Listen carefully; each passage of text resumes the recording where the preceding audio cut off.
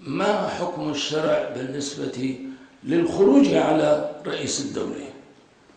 نعم، لمطالبة رئيس الدولة بالرحيل لهتافات الإسقاط. طيب، باختصار، وقد سمعتم الآن طرفا أو مختصرا من الجواب، لكن سأتحدث عن جانب آخر وسأتحدث عن الأدلة والبراهين. يقول لنا رسول الله صلى الله عليه وسلم: مهما كان الحاكم جائرا فاسقا منحرفا يجب السمع والطاعة ولا يجوز الخروج عليه إلا إذا رأينا كفرا بواحا. يقول، لاحظوا ما يقول في حديث طويل: سيكون من بعد ولاة قلوبهم قلوب شياطين في جسمان إنس لا يهتدون بهدايتي ولا يستنون بسنتي. فسأله حذيفة بن طيب: ماذا نصنع إذا وجدنا أنفسنا أمام هؤلاء الولاة؟ قال: تسمع وتطيع، وإن ضرب ظهرك وأخذ مالك تسمع وتطيع، إلا أن تروا كفرا بواحا لكم عليه من الله سلطان. هذا كلام رسول الله، وهنالك أحاديث كثيرة من هذا القبيل.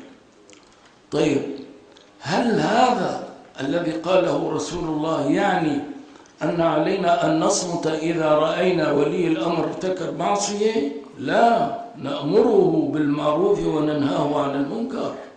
لتأمرن بالمعروف ولتنهون عن المنكر، أو ليسلط الله عليكم شراركم فيدعو خياركم فلا يستجاب لهم. هذا كلام رسول الله صلى الله عليه وسلم. نأمره بالطاعة وننهاه عن المعصية، وإذا أمرنا بما لا معصية فيه يجب أن نستجيب. أما إذا أمرنا بمحرم فلا طاعة لمخلوق في معصية الخالق. وهنا أضعكم أمام نموذج عملي تم البارحة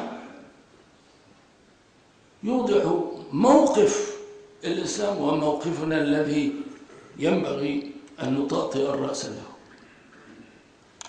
رأينا ولعلكم رأيتم صورة السيد الرئيس بسطت على الأرض، صورة كبيرة جدا جدا، ودعي شباب من الأطراف ننظر فنجد أنهم سجد فوق هذه الصورة. طيب، هذا منكر، ولا شك أن الذين فعلوا هذا تلبسوا بالكفر البواح المؤكد. غدوت بمعية السيد الوزير رأسا إلى السيد الرئيس، نعم، وأنا أحمل هذه الصورة. قلت له: تأمل سيادة الرئيس، أنا أحلل تحليل ظني، هؤلاء الذين فعلوا هذا الأمر هم في الظاهر من مؤيديك، ولكنهم والله في الباطن ممن يشنؤونك. نعم. قال: أنا لا أشك في هذا، ونظر. قلت: الآن الهدف من وراء هذا أن يشيع في المجتمع هذا الأمر، وأن تزداد مشاعر الثورة الهائجة ضد، ومن ثم يوجد من يقول لعل السيد الرئيس هو الذي أوحى بهذا أو هو راض، إذا أنتم تقولون الكفر البواح، ها هو ذا الكفر البواح وجد. لم أشهد أن السيد الرئيس غضب غضبة كالغضبة التي كنت مع السيد الوزير تجلت في شكله وكلامه بالأمس. قال: أنا أسجد لله، أنا أعبد الله، كيف أرضى أن يسجد لي الناس وأنا الذي أعبد الله وأسجد له؟ قلت: سيد الرئيس، هذا لا يكفي، لا بد من كلمة يسمعها الشعب من فمك. قال: سأتكلم، ولكن ما دامت هنالك ندوة غدا فقل بلساني ما تعلمه من عقيدتي التي أقولها. نعم، وأنا أقول لكم نعم، أولا من فعل هذا فقد تلبس بالكفر البواح، سجد لغير الله عز وجل. ثانيا الذين دبروا هذا الأمر تظاهروا بعظيم المحبة له، ولكنهم جعلوا من ذلك منزلقا له لتهتاج الأمة أكثر فأكثر. ولعل لسان حال السيد الرئيس يقول لأولئك الناس الذين فعلوا هذا الأمر: أنا دون ما فعلتم ولكني فوق ما في نفوسكم.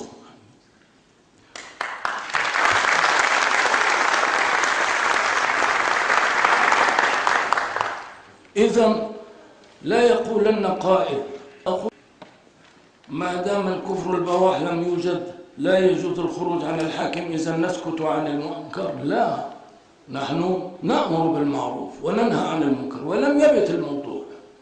لما رأى السيد الوزير هذه الصورة التي تستفز المشاعر الإنسانية فضلا عن الدينية، رأسا غدونا إلى السيد الرئيس. وأقول هنا الباب مفتوح، ولا يقولن قائل وكيف السبيل للوصول إلى المسؤولين.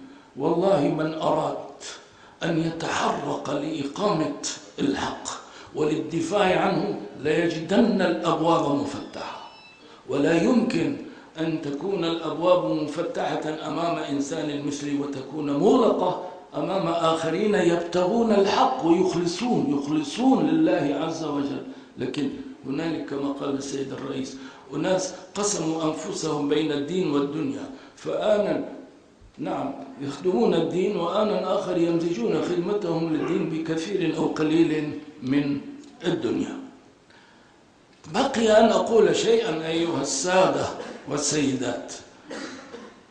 الخروج عن الحاكم إذا لم نجد كفرا بواحا، بل وجدنا مظاهر الدين والإيمان، فيه خلاف.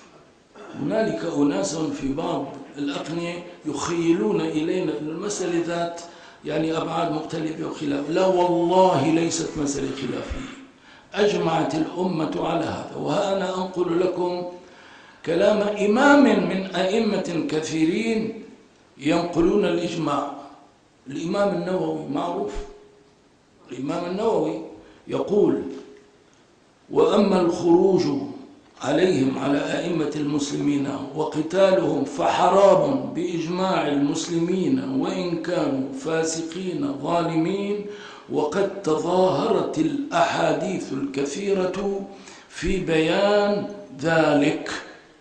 نعم، هذا كلام الأئمة وليس كلام الإمام النووي فقط.